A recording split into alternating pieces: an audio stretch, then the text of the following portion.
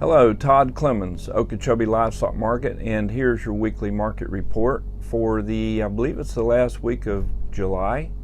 And we had a pretty decent run of cattle this week. We had close to 1,200 head both Monday and Tuesday. Slaughter prices have drastically come down, just plainly due to the fact there's so many cattle coming to town from drought conditions out west. And it's backed up prices all the way back here to Florida because there's just so many cattle to pick from. And we're seeing big runs of cows, and the cow market was off another $5 this week, and it was probably off maybe $10 last week. So if you're selling cows, don't expect to see those 90-cent cows like we have been seeing for the last month or so, because those same cows today will bring in the 70s. So it's been a big change in that. Bull prices, on the other hand, have held up pretty good. We had some big bulls weighing over 1,500 to 1,800 pounds that were bringing well over $1, maybe $1.08 or $1.09 for the high bull prices. So that's still pretty good. But cows generally now are selling in the 60s, and a few cows in the 70s. So it's been a big change there. The calf prices are pretty steady, but the same story for calf prices. It's drought conditions out west, and there's a lot of calves coming to sale barns that are lighter calves, 300, 400 pound calves that generally are sold when they're weighing 500 and 600 pounds, but because those guys are just out of grass and water out in Texas and Oklahoma where it's really dry, a lot of those calves are coming in, so it's putting pressure on the calf market also. But it's still not too bad. We're seeing some 500 pound calves, 550 pound calves still bringing in the high 150s, close to 160. The good 4-weight steers are bringing there around $1.70. It's the lighter calves, the 300 pound calves and under, just aren't bringing that much. So, if you got them and you can hold on to them with grass, we're getting rain and grass conditions are good. Hold on to those little calves, put some more weight on them, and maybe they'll get some rain out west and this calf market will pick up maybe in the next 30 days. But all in all, it's all going pretty good.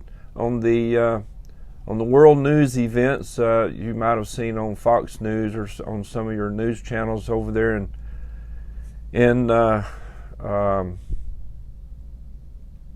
Amsterdam, the Dutch over there, the farmers are protesting. The government has mandated for farmers to reduce their nitrogen inputs to zero. And we all know, fertilizer, the cost of fertilizer is hard, but you still have to fertilize if you're going to have any kind of production. So their government's already telling their guys, look, cut it out. We don't want to hurt the environment. This is bad for the environment and the new Green Deal everybody's talking about, so cut it out.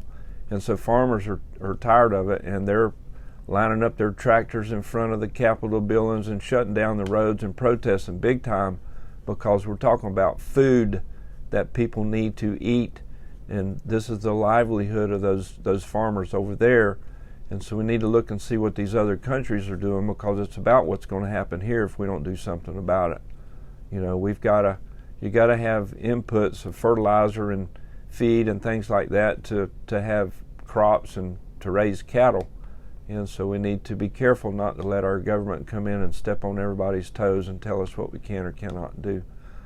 Anyway, that's something that you might want to keep your eye on.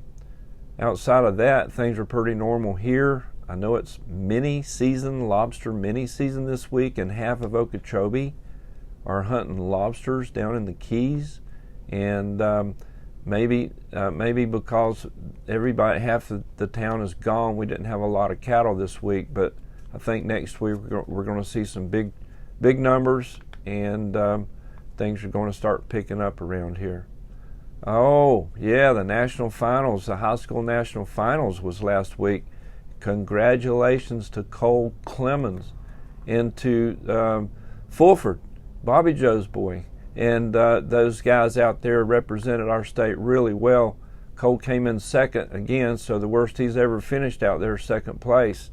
He was champion last year and runner-up this year. He had a bad calf that wanted to kick and messed him up there a little bit, but he was only half a second out, so congratulations, Cole, and to all you guys for representing Florida the way you did. We're proud of you. The high prices this week we had were really not that high again. On these lightweight calves, 240-pound calf only brought $202, but that was the high price of the week for the calf sold by Gerald Concannon from Port St. Lucie. Calf was bought by Enterprise. And on the slaughter cow side, Ronnie Nail from Melbourne had a 110-pound cow that brought 80 cents, bought by Brown Packing. That's your market report. Thank you.